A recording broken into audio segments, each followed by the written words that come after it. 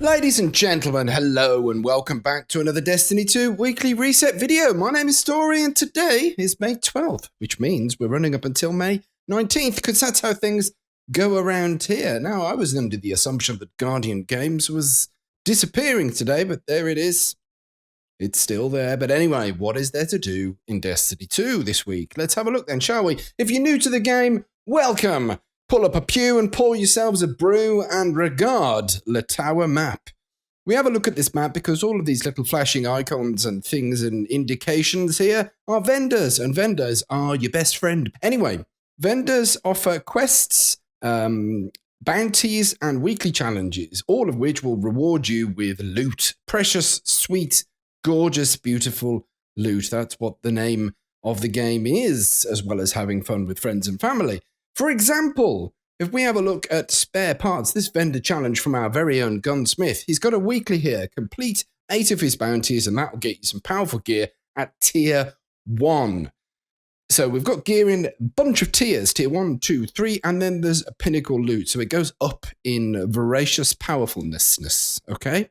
So there you go. There's plenty of stuff to get. For example, we've got the Crucible here. Mr. Shax, his same thing, bounties 8 of, powerful gear at tier 1. Same thing from Zavala in the Vanguard. Then we've got Hawthorne, clan rewards. If you're a member of a clan, then you can earn 5,000 XP and then get your character a powerful gear drop at tier 2. And then there's the Drifter over here as well with another weekly challenge of complete 8 bounties and so forth. There are loads of vendors out in the Destiny world. So just get out there, frequent yourselves with them and do some of their things because you'll get stuff and that's great. Anyway, let's have a look at our destinations. This is the director's screen, and we'll begin our weekly reset video by having a look at the Vanguard playlist.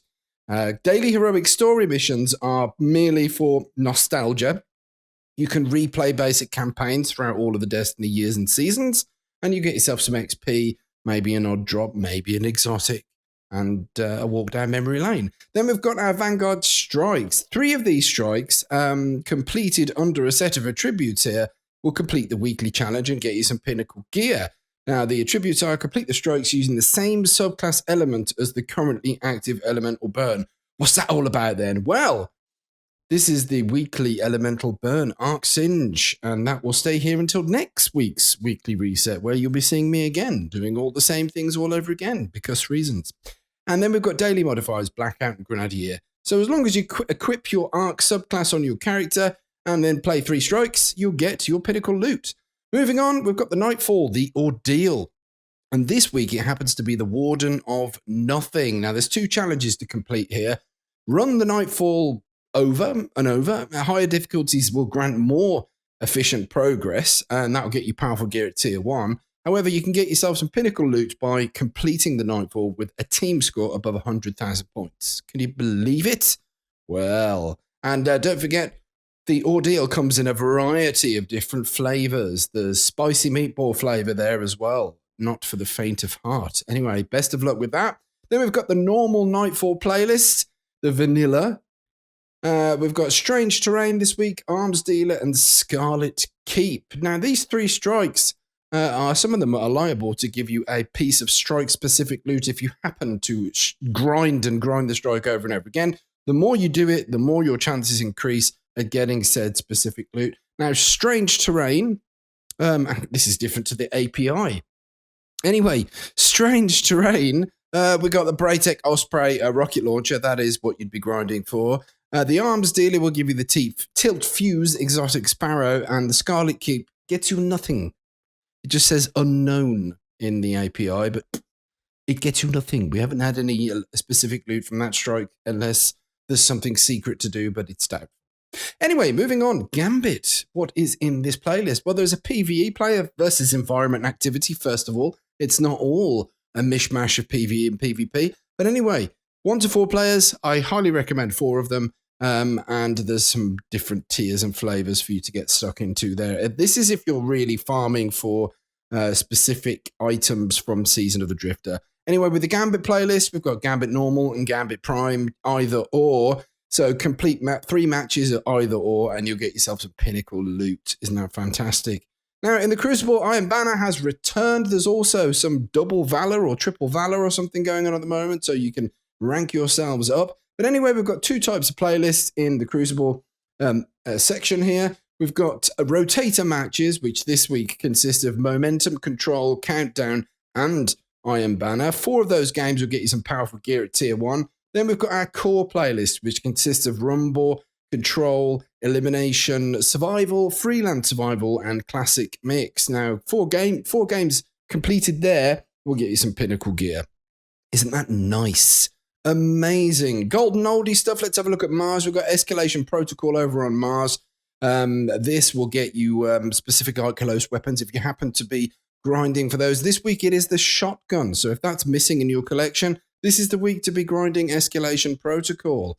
The flashpoint this week happens to be on Nessus over here. What's a flashpoint? Well, if you regard these flashing icons here, these indicate public events. If you get involved in these public events, progress will go towards your flashpoint for the week. If you have a look at the Planetary vendor, which happens to be failsafe here, she will tell you, is it non-gender specific, non-binary? It's a computer with a female-sounding voice, okay?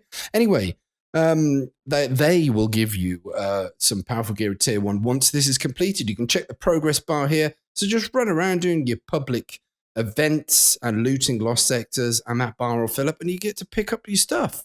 Isn't that great? So flashpoints on Nessus. How about the moon? The moon's got stuff to do. We like the moon because there are nightmare hunts. These have a variety of different bits and pieces to be doing. So we've got a weekly here.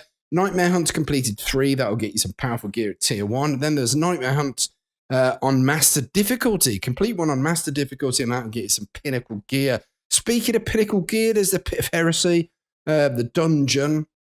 Lots of fun. Pinnacle gear you'll get from completing that. And then we've got some vendors down here that will give you some stuff.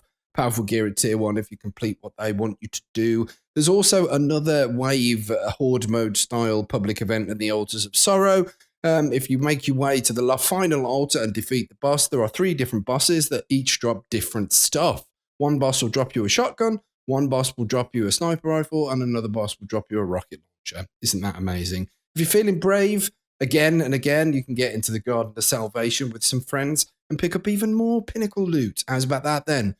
Over on the Dreaming City, the Ascendant Challenge is in the Bay of Drowned Wishes this week, if you're interested in that. And the Dreaming City Curse level is on week 1.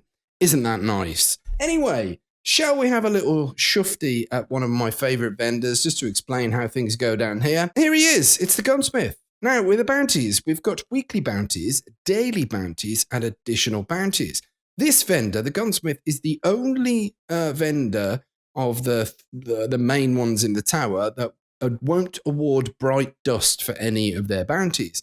For example, if you go over to the Crucible vendor, the Vanguard, or the Gambit vendor, weeklies will give you 200 bright dust, and additional bounties will give you, is it 5 bright dust, 10 bright dust, something like that. It's quite low, but you can keep going back again and again and again. They're indefinite. You can keep doing them.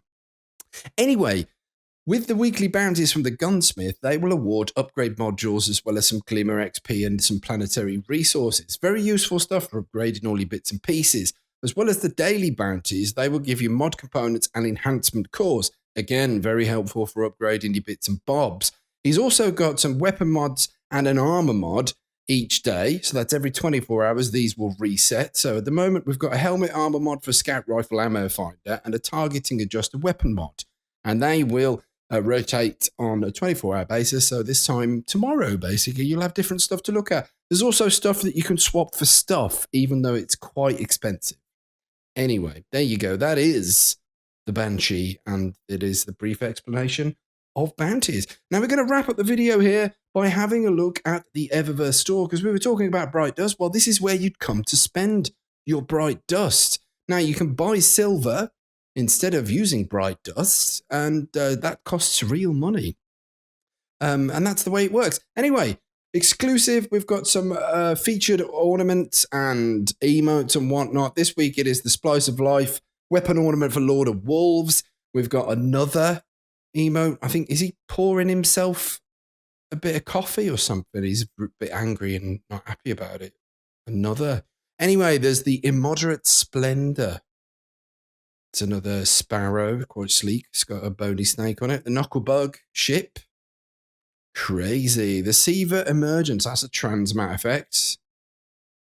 Rosebud. There we go. And then there's a totem shell. That's a golden oldie from Pastures Gone. Anyway, but there's even more stuff. This is what you can get for Bright Dust. There's a consumable items. We've got a ghost projection, the Orb Weaver shell. So that was very similar to that one, but with spikes. There's the Lord of the Hunt weapon ornament for the Iron Banner bow look. Isn't it? Nice. And then we've got a Whispering Sweet Nothings, a bit of a cuddling emote for you there. There's the seasonal gubbins as well. This is finishers, emotes, weapon ornaments for this season. So if there's anything that takes you fancy at the moment here, then maybe you want to be having a look at these and chobbling them up because they could possibly become unavailable for purchase when the season ends. Then there's an archive for the stuff that could become unavailable after the season ends. There's a whole bunch of stuff that costs money here that you can have if you want to spend your money. And then there's the Bright Dust section. This is why it's good to grind your bounties out and come and spend stuff, because we've got Hit the Bag. Yeah, we've got the Camnav TTN shell. Nice. Then there is the Hort Bliss. That's a sparrow there. And then we've got the Blind Fury weapon ornament for the Colony. There you go. Lux Overcoat. Isn't that nice? That changes. I'm on a Warlock at the moment, so if you're on your Hunt or a Titan, this will be different, I believe.